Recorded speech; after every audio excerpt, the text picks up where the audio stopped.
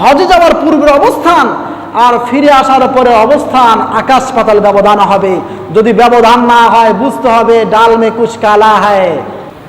ইয়া আইয়ুহার রাসূলু কুলু মিনাত তাইয়্যিবাতি ওয়া'মালু সালিহান।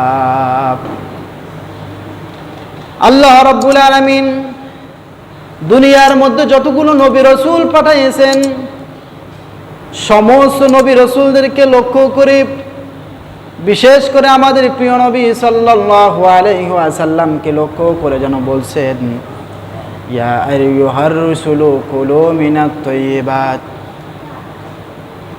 হে পবিত্র নবী, হে মহানবী, হে রাসূল, কুলু মিনাত তাইয়্যিবাত, দুনিয়ার মধ্যে আপনি যা কিছু ভক্ষণ করেন না কেন, দুনিয়ার মধ্যে যা খান না কেন, যা পান করেন না কেন, অবশ্যই অবশ্যই আপনি হালাল জিনিস থেকে আপনি ভক্ষণ করবেন। সুবহানাল্লাহ।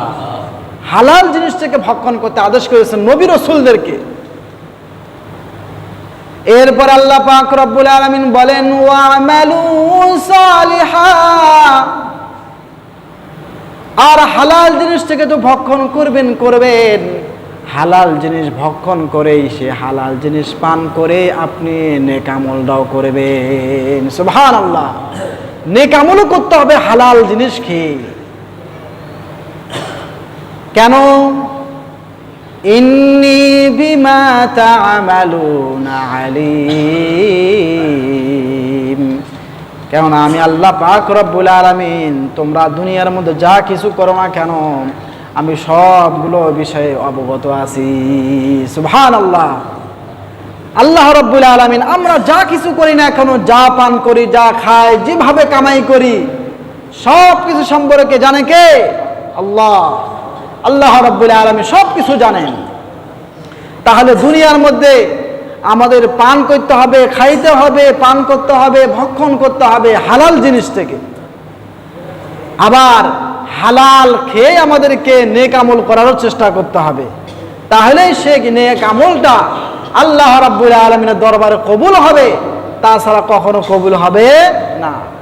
আমি নামাজ আদায় করতেছি, হজ করতেছি, কুরবানি করতেছি, যা কিছু করি না কেন আমার যদি উপার্জন হালাল না হয় এই নামাজ আল্লাহর দরবারে কবুল হবে না, হজ আল্লাহর দরবারে কবুল হবে না, কুরবানি আল্লাহর দরবারে কখনো কবুল হবে না, নামাজ পড়ে আমার কোনো সওয়াব হবে না। এই জন্য সর্বপ্রথম শর্ত হলো হালাল জিনিস খেতে হবে। হালাল জিনিস খেয়েই তারপরে হালালের মাধ্যমে আমাকে নেক আমল করার চেষ্টা করতে হবে, তাহলে সেই আমলটা আল্লাহর দরবারে কবুল হবে। এই যে হজের মাস চলতেছে, হজ আজ মানুষের মধ্যে দেখা যায় প্রতি বছর হাজী সাহেবের হিসাব নেই। লক্ষ লক্ষ হাজী সাহেবরা বাংলাদেশ থেকেও যাচ্ছে, আবার পৃথিবীর বিভিন্ন প্রান্ত থেকে, বিভিন্ন দেশ থেকে কোটি কোটি মানুষ হজ করার জন্য আসতেছে, প্রতি বছর হজ করতেছে। কিন্তু বহু হাজী সাহেবকে এমন দেখা যায় হজ করে আসলো, হজ করে আসার পর আগে যেমন ছিল তেমনই আছে, কোনো পরিবর্তন নেই। কি বলেন, আছে না? হজ করতে যাওয়ার পূর্বে যেমন তার অবস্থা ছিল, আগে যেমন সুদের সাথে জড়িত থাকতো, হজ করে আসার পরও সুদের সাথে জড়িত আছে না? এরকম আগে যেমন ঘুষ খাইতো এখনো ঘুষ খায়, আগে যেমন চুরি বাটপারি করতো এখনো করে, আগে যেমন অন্যের মাল আত্মসাৎ করার চেষ্টা করতো এখনো করে, ভাইয়ের হক নষ্ট করে, বোনের হক নষ্ট করত, এখনো দেখা যায় হজ করে আসার পরও সে সমস্ত কাজের মধ্যে লিপ্ত হচ্ছে। তাহলে বুঝতে হবে তার হজটা আল্লাহর দরবার কবুল হয়নি।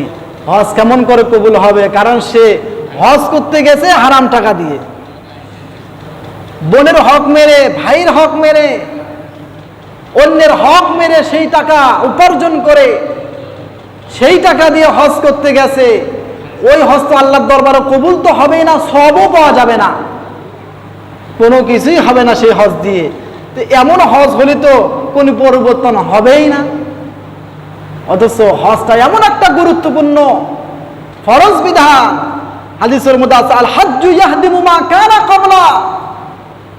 হজ করার কারণে ইতিপূর্বে যা কিছু করেছিল, যত প্রকার গুনাহ করেছিল, যদি সে সেই বাইতুল্লাহ শরীফের কাছে গিয়ে তওবা করতে পারে, যত প্রকার গুনাহ হোক না কেন, যত বড় পাপী হোক না কেন, হজ করার কারণে আল্লাহ পাক রব্বুল আলামিন সব ধরনের গুনাহগুলো মিটিয়ে দেন। সুবহানাল্লাহ।